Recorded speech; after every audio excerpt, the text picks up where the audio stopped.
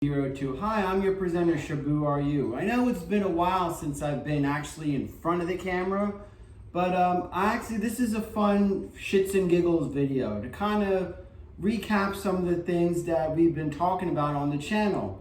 And first and foremost, I want to thank a few people. I want to thank viewer Walt. Walter was kind enough to send me some of the Devil's Due as well as some of the Image G.I. Joe comics.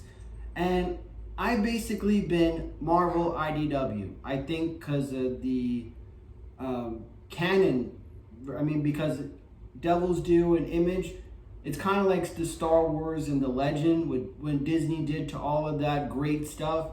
They kind of said that's not canon, they put them in Legends. The same thing is what happened with Devil's Due and Image. Hasbro kind of said that's not canon anymore. But ironically, I discovered that a lot of the backstory with Sean Collins, Snake Eyes, the new Snake Eyes, actually Larry Hama incorporated that into the IDW. So it's kind of cool, thanks to Walter, to go back and see how Sean, from the letter from Snake Eyes in issue 155, his journey to where it is now in IDW G.I. Joe. So we're going to look at a few of them. The first one is Devil's Due #1 is called Reborn. So this is supposedly picking up after the Marvel run ended, according to Devil's Due. Now again, this is not canon, but the stories that they have in here are pretty damn good. And a lot of people have been telling, a lot of you guys have been saying, oh, you should read the Devil's Due. A couple of names come into mind of viewers. Also, there is an image of MIA issues 1 and 2. And this is from Image Comic. Again, this has been a shitload of fun to read. And the artwork is actually pretty good. These were, remember, this was during the dark period, like right after the, I would say during the G.I. Joe live action movies, where it was like the interest peaked, but then when they saw the product, it nosedived. So the sales really, really hurt. And people just weren't into G.I. Joe. And that's why Hasbro kind of like rescinded the license from Devil's Due and Image and went to IDW, because IDW was the low man on the totem pole. And really, that's been a real fun treat. Thank you, Walter, once again. Another thing I want to talk about is, usually I was doing some of what you should pick up, comic pickups. And as you guys know from following the channel, I frowned upon modern Star Wars. Basically for me, it's the ones from the 70s and 80s, and I like the, believe it or not, I like the prequels after seeing these sequel trilogies, and I'm just not a big fan of what has become of Star Wars. Now, for those of you that like it, great. I'm not going to get into that. Poor Retro Blasting has been taking a shitstorm for voicing his opinion about it, but here, I'm just not going to get into that can of worms. I don't like it. I think it sucks. But regardless, one of our sponsors is Docking Bay 94 in Boca. And the shop owner, John, really, really pushed the new Vader comic onto me. And I reluctantly picked it up. And I am so glad I did. For all of you hardcore, old school Star Wars fans, this Vader comic picks up after Empire ends. So, Luke's hand has been severed, and now we see Vader beginning a quest on discovering how Luke was hidden from him. And it is so damn good. Think about this. That scene in Rogue One when Vader appears, and all of us were like, holy shit. Basically, that's what it's like reading this comic series. So, if you haven't, I highly recommend. I was shocked. Like, that's how, I can't believe that actually something that Disney and Marvel produced in the modern age is actually worth the damn. So the artwork is fantastic. I mean, the story is phenomenal. So definitely give that a sample. And oh crap. All right. So the other thing is, you guys know that I have kind of shied away from Marvel and DC, and I've been, you know, and I'm looking at this from a Gen X perspective, like what us that grew up in the 80s and early 90s, what can we relate to? And like I've said many times, today's comic world is very different for us old guys.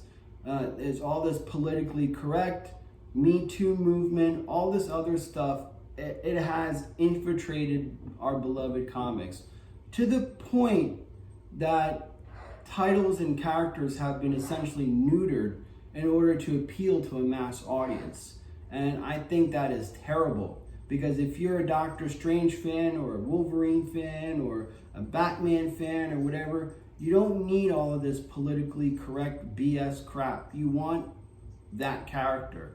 And you don't want, and just because you, I mean, the same person that reads, maybe they're a Green Lantern fan, maybe they're a Batman fan. Like, you know, you can't please everybody. You just stick with what the character is.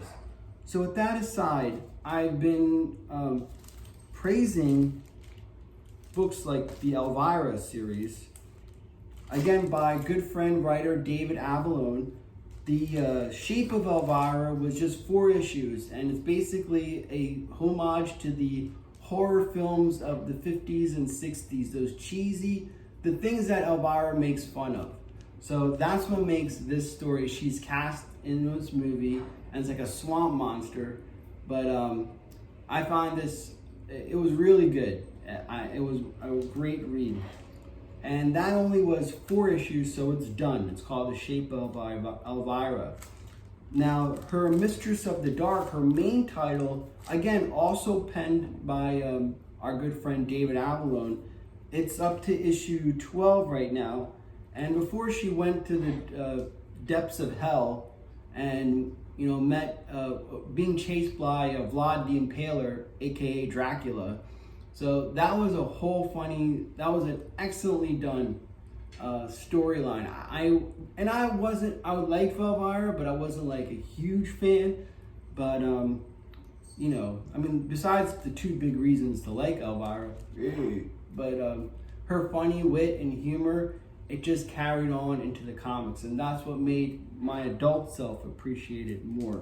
So again, I always collect the photo variants because they're iconic. These are all the images of Elvira from her vast career line. So I made a point to collect the photo variants.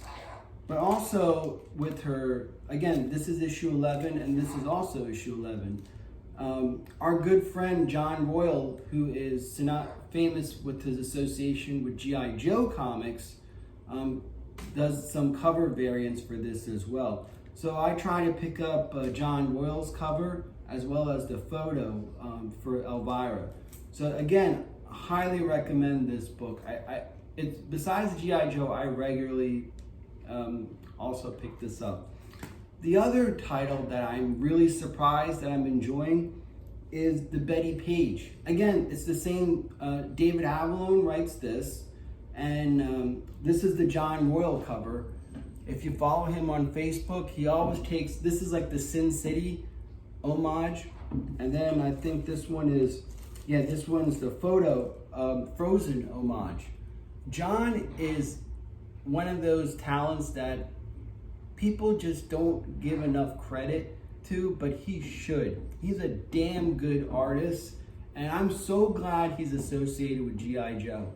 And that's how I got to know him. And like when I see, oh, that's a John Royal art, and sure enough, it was. And that's how I got interested in this. Now, this story is kind of like Agent Peggy Carter, if you're a fan of that. Betty Page, of course, she's known for being America's pinup, but she's actually a double agent in this series. So it's actually, you know, it's fake. She never was a double agent. She was just in pinup. and her story is kind of sad. So this is kind of a way for her legacy to be continued on properly, and you know, her family helps her family out as well. But it's a really good book, and she's being chased by these mutant wasps right now, and it's a delightful, it's a great read. And this is the Unbound. So she has her main title, then she has Unbound. So those are another 2 recommendations. Pick up. So the next series that a lot of you guys have been really interested in, and to my surprise, is Tarot, Witch of the Black Rose. I don't keep up those recaps because of my relationship with writer, artist Jim Balin. I just don't want to infringe on that trust that I have by giving people a free recap instead of buying. You know, it's a sensitive thing with him. I just don't want to like, so I'll do every now and then I'll do a recap, but it's not a continuous like G.I. Joe. But anyway, and it's bi-weekly. So the last issue came out before Christmas time, and it has the girls chasing, let me forget the name of the character, the Krampus. So Krampus is basically something that came from Europe, and the Krampus character takes away small children and eats them. Like, that's how parents scared their kids. Isn't that messed up? Like, if you're bad, the Krampus will come on Christmas and eat you, and I'll give him away. So the witches try to stop the Krampus, believe it or not. Again, if you're not familiar with this series, it's very adult oriented. It's basically, yeah, there are big boobs and everything, but the stories in it and the evil characters that Jim draws is phenomenal. It is an adult book, but it's not adult sleaze. I want to make that clear. That's why I enjoy this book, is that it's a very good story. It's a mythos that I'm not familiar with, but it's still appealing. And so what if he draws hot chicks? I mean, when you're a married guy, that's a safe thing. So you can't get in trouble for that. But it's a very good book.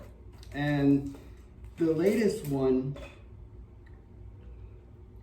actually, it departs away from the two witches, which are the main characters, and it actually deals with a kind of like an underworld. Remember that movie with Kate Beckinsale? Like, a vampire is trying to kill the vampire and get rid of him because, you know, she's trying to protect her lesbian lover or whatever. But it's kind of like, and the girl could change into like a cat form and a human form. But again, like, it's out there, it's weird, and that's what and it's well done. So that's what makes Tarot, Witch of the Black Rose very interesting. And a lot of you guys seem to dig it when I was doing those recaps. So that's Tarot's latest. Next, we're going to move on to Vampirella. Again, another, not Marvel, not DC, but there's 2 books that I've been following for the Vampirella. The Vengeance of Vampirella, and then the regular title. And the main title, she's kind of seeing a psychiatrist and dealing with her, like, you know, because she's basically like a demigod. Like, you know, she's essentially born from evil, but she does good things. So you have to defeat evil with another form of evil, if that makes sense. That's what, and these cover, again, the same thing that I've been saying with Betty Page and Elvira. The cover variants have been really good, and the stories are actually really good. It's not like some politically correct bullshit that, you know, trying to appeal to the masses. All of these books I've been showcasing stay true to the character, and their writers write for that fan base. However small, however big it is, they stay true to that. And you have to applaud that when you see what's going on in the masses. It's just watered down bullshit, and these people are staying true. So that's why I'm interested in them. And, you know, I grew up not reading these, and to discover these as an adult, that these are the last remaining true form of comics, are kind of interesting. So again, Vampirella is another one, if you're writing that down. And for the retro, I picked up the very famous, what's this guy's name? But this is issue number 2 of Power Girl, back in, I think, the early 2000s. I've seen this book go for like, you know, $60, $70. Who's the cover? Adam Hughes, that's it. So the Adam Hughes variant covers for this has been very sought after. And again, our sponsor, Famous Faces and Funnies, I gotta thank Rick. He was able to provide me with this highly sought after. The story's a little, but again, the cover variant's what I wanted, because, you know, that's the essence of Power Girl right there. So that's kind of why I picked this one up. Now, the other recommendation is the Dr.Doom series. Besides Vader, Dr.Doom has been my favorite baddie. Because he thinks he's good. Like, he wants to, the only way he could save the world is if he controls it. So, but it's the fact is he's not a bad guy. He's just wants to save the world, that he does crazy shit. So that's what makes his character so appealing, and kind of like Darth Vader. I mean, Darth Vader wants absolute control so he could, you know, control the galaxy and make it to be this peaceful place.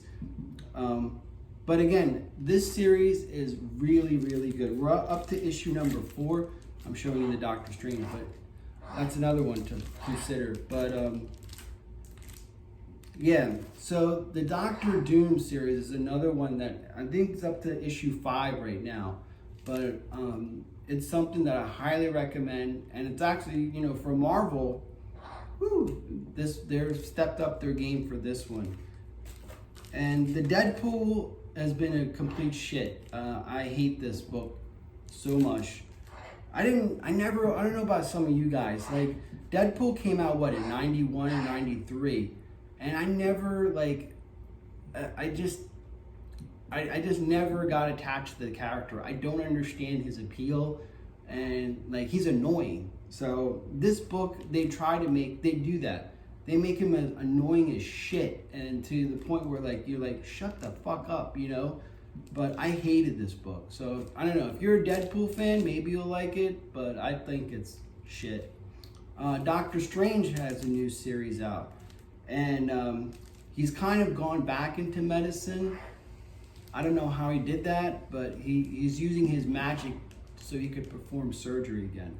So I give it a C, to be honest with you guys. But Dr. Doom, Vampirella, Betty Page, Elvira, those, and Witch of the Black Rose, those have been really good. So, comics aside, I want to talk to you about a few things. I'm also doing restorations as well. So right now, if you guys have been following the Twitter and Facebook, whatever, you've seen how this Cobra Moray looked like it was a shell, basically. And thanks to several people in the community, we're able to save one from trash. And a lot of the parts that I got on it are actually refurb. And I gotta thank Bright TPWS. And if you follow the channel, like, I'll have their link there.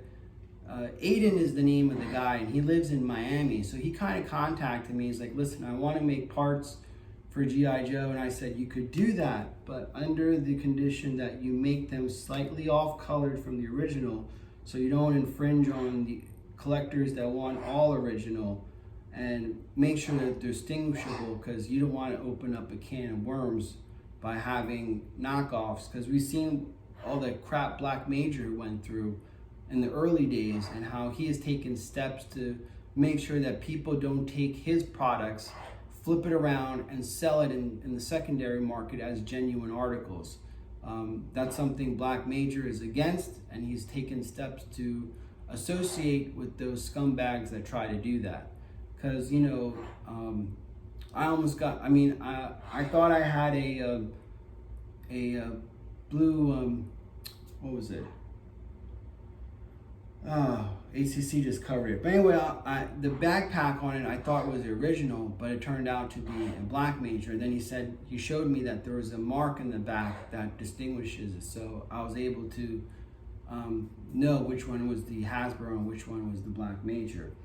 But anyway, Bright TPWS hooked me up with these side missiles for the Moray.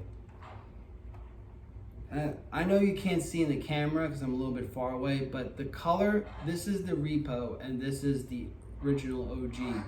But you can see the shades of it are different, and you know, you can feel it too, because this is made by 3D printing. But again, also I gotta thank Toy Hacks for providing me with the stickers for that. And if you're rebuilding, I'll do that later. I highly encourage you to support Toy Hacks and buying your stickers. Sometimes that's all you need, is just a fresh set of stickers to make your old figures pop. For example, like I'm working on this beater Rattler, and you can see like the sticker work. I started with the stickers. I still need to get, like, you know, the engine exhaust covers and the missiles, but pretty much everything else is pretty good. Of course, the landing gears, that's shit, and that's always going to be problematic with these, so screw it.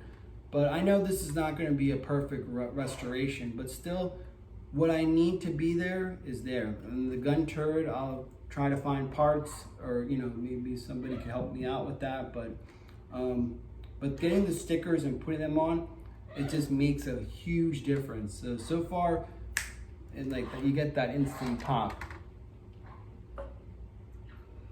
The same thing with the Wolverine. You know, if you've seen my channel, the Wolverine was the first G.I. Joe vehicle I ever had. So CoverGirl and Barbecue were the first two figures I ever had. So there's this, you know, a sentimental attachment to this. This Wolverine has seen better days, but again, thanks to Bright TPWS, these are actually refurbed missiles. They're not the original missiles. So the color of it is slightly different, but the price was great, and they do their job perfectly. I mean, I'm still missing the cover for that, and the little backpack section that is on the Wolverine. So once I get that, and the good thing is Bright TPWS makes that tow cable that everyone finds broken. So you could get a repo tow cable from him, and problem solved right there. You could even get it in a different color, like if you want a black, or if you want one in orange, or whatever, just to add a little bit of personal touch to it. He could do that for you. And the last bit of news is, you guys know that I've been showcasing some retro tech, and we started with the Walkman, and thanks to some viewers sending me some cassette tapes, so I've been able to enjoy this brand new 1995 Walkman, along with the Walkman I had from when I was a kid. But this Walkman is superior because it has anti-rolling mechanism, so you don't have that tape problem. I mean, not that I had anything with the sports Walkman, but still, I found out that just plugging in the iPhone buds onto it, the sound quality is phenomenal, and it's a fun game. It's inexpensive. Yeah, so you spend $2-3 on a cassette that you find. It may be shit, it may be not, but that's the beauty of it. If you find a good cassette and you do it, and I've gotten so many people, especially with the sports Walkman, because it's yellow, when people are able to pick it out and be like, is that what I think it is? And I'm like, yeah, this is a Walkman. They're like, I haven't seen that in 20 years or whatever. And it starts a whole conversation piece. And I found out that a lot of the quality, I mean, we stream and everything like that, but streaming, the quality is kind of a little bit lower versus a straight digital quality. So if you get a good tape, you could get as close to digital and equivalent to streaming service as possible. So it's been kind of fun going back into retro tech. I was going to do a video about mini discs, but apparently I run into a problem with that. I put in the mini disc and it's saying no disc. So it was working 6 months ago. So this is the original mini disc that I own.